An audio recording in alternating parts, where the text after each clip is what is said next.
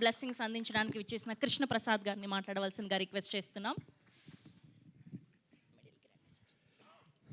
సభకు నమస్కారం. మా మిత్రులందరికీ, మీడియా మిత్రులందరికీ నమస్తే.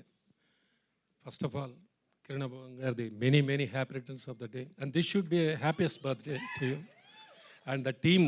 వాళ్ళ ఎనర్జీతో వాళ్ళు మాట్లాడుతుంటేనే ఆ గ్రాఫ్ ఆల్రెడీ అర్థమైందండి. చాలా పెద్ద స్కేల్ సినిమా, నిజంగానే చాలా ఇక్కడికి వచ్చిన తర్వాత దీంట్లో పార్టిసిపేట్ చేసిన తర్వాత ఒక ఎనర్జీ, ఫస్ట్ టీజర్ చూసిన తర్వాత కూడా చాలా బాగుంది. అండ్ ముఖ్యంగా వీళ్ళ ఎనర్జీ లెవెల్స్ చూసిన తర్వాత, ఇలా నేను చాలా సినిమాలు చేశాను, మీ అందరికీ తెలుసు. ముఖ్యంగా ఇక్కడికి వచ్చిన తర్వాత ఆ ఎనర్జీ నాకు కనపడింది. డెఫినెట్లీ చాలా పెద్ద సక్సెస్ అవుతుంది. మీ అందరూ డెఫినెట్గా కాలు రగరేసుకోవచ్చు.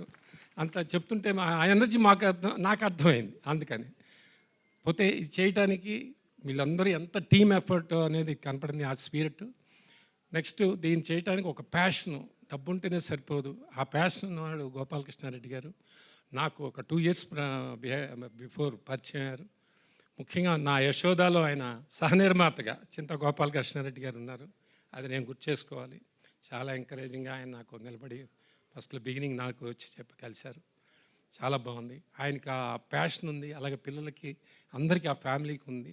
ఎన్నెన్నో మంచి వ్యాపారాలు ఉన్నప్పటికీ సినిమా అనేది తెలిసి, సినిమాలో ఉండే అన్ని ఒడిదుడుకులు అన్నీ తెలుసు అందరికీ.